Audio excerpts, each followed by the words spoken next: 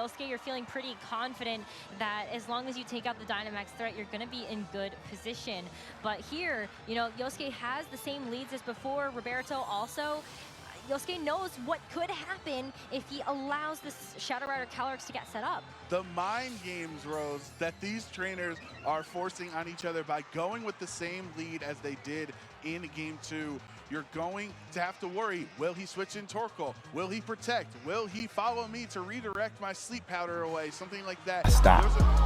I stopped playing. Players had to work through in Game 2 are right back here in the forefront of Game 3 again, and it's so difficult because it's not necessarily like there is a correct play. You have to try to evaluate all of your outcomes, and if you're Roberto, you have to do what is best for keeping Calyrex safe, and that could be knocking out the Venusaur because it doesn't have Sash, and there's no switch again. Nope. Oh, but there's a Protect this time around, so is it going to be the Venusaur that is going to be the target? No, it's not. It's gone correctly. It's going to be Porygon 2 that's going to take that damage, but it does hang on, and so the Trick Room is going to get set up anyway.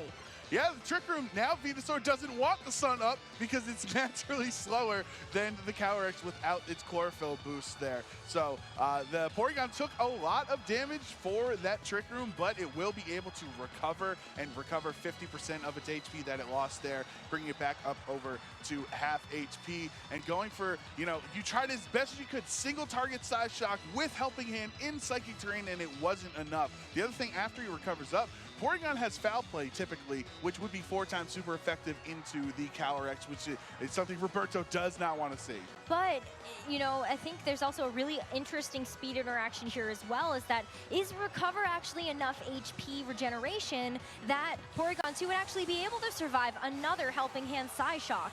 Yeah, it doesn't look like that, so that's a good point. But if you're taking 2 turns to target on Porygon 2 and never hitting Venusaur, that's a trade Yosuke's okay with.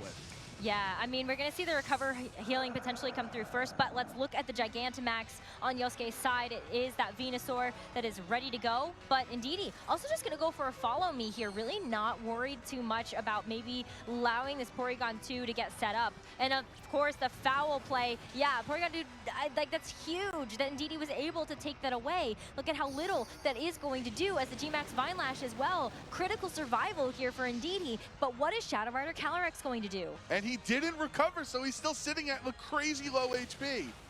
That doesn't even matter. Who cares about the Porygon 2 if you're just going to knock out the Gigantamax Venusaur target? Roberto right now making a huge adjustment in game number 3, not going for the Dynamax right away, but still able to secure a knockout to get those Grimnay boosts. And then Indeedee, even with the G-Max Vine Lash, Residual is going to hang on. I was going to say that was a way for Yosuke to have a net neutral turn there if Vine Lash was able to secure the KO on Indeedee, but that did not work, hanging on with just 6 HP there. You still do have Trick Room right now, so you can click Recover if you wanted to, and then let's say the Torkoal, if you do have it in the back, has Eruption, has Trick Room up, and then you can not care about Follow Me with a Spread Eruption. For sure. I mean, the Calyrex as well. I think anything that ends up coming in here for Yosuke has no opportunity to Dynamax anymore. It is going to hurt, whatever it is that's going to be coming its way. And Kyogre, I mean, Trick Room is up, and so we've seen how the Kyogre speeds have interacted.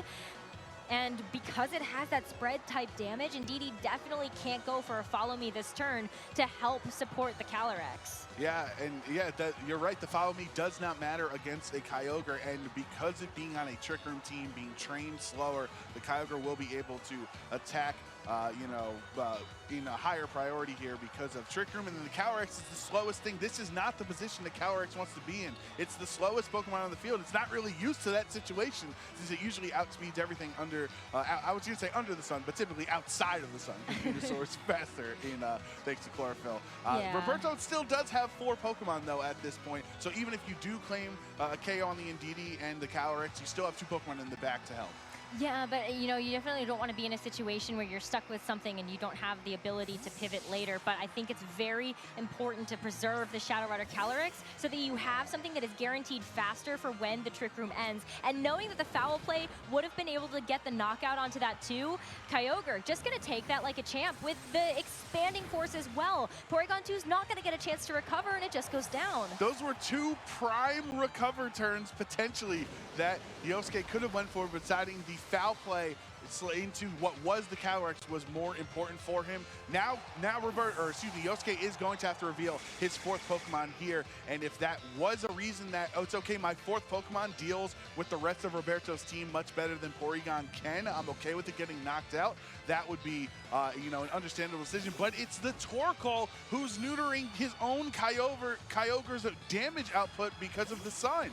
Well, hopefully Kyogre has access to something else in the sun that it can use besides a water type attack. But here's another massive adjustment here for Roberto. This is the first time in this series that we've seen this Regieleki come to the fold. Yeah, the Landorus was there before, and it just was it was just too difficult of a spot when you're facing down the Kyogre, so Roberto deciding to switch with the Regieleki in Game 3. And as we were talking about in Team Preview, the Regieleki has a great matchup into Kyogre. There's no ground types to be seen, so you can click your Thunderbolt or you know, Rising Voltage, whatever electric attacks you have on Regieleki, and it will do a lot of damage into that Kyogre slot. You still actually, Roberto has the Dynamax advantage in this matchup as the Venusaur was knocked down on Yosuke's end, and Roberto was just clicking it now. Yeah, I mean, either of these I think make great options for the Dynamax, but I think even more important, seeing that Regieleki Dynamax, it does get that boost to its HP pool to potentially ensure survival from a ground type attack from this Torkoal. Remains to be seen if that's going to be enough, though, as Kyogre also just going to go for a Protect. Pretty good turn here for Roberto to kick things off for survivability. That Eruption, it does have the Sun boost, but it's only hitting the Regieleki, who is very frail. Yeah, it's still going to hang on, though. And then the Kyogre Water Spout as well on top of that in the sun. That's not going to be too much damage, and even still, Regieleki hangs on so beautifully.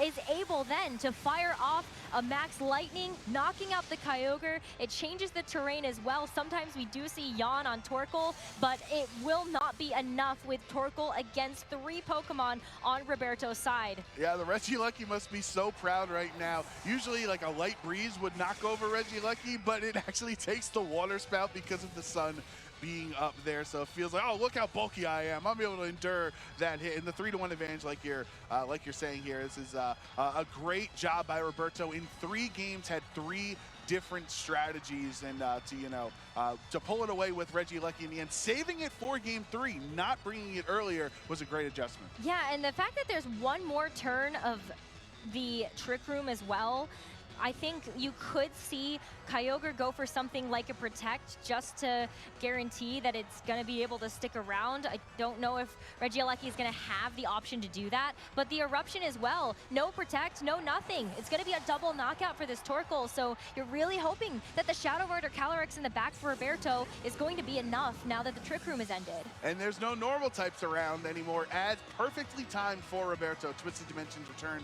to normal. Calyrex gets back into its comfort zone, being the super fast Pokemon that can be really strong. Single target Astral Barrage as well, right? You're only hitting the one there, so you do the regular damage. There's no lowering of your damage because it's not a spread attack anymore.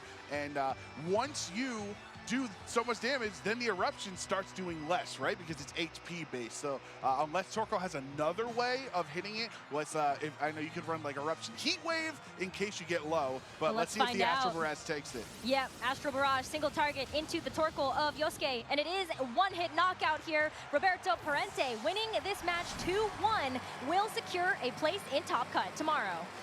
Congratulations to Roberto. That was an incredible set from 2 players, Italy and Japan. They're seeing how their styles clash, with Yosuke not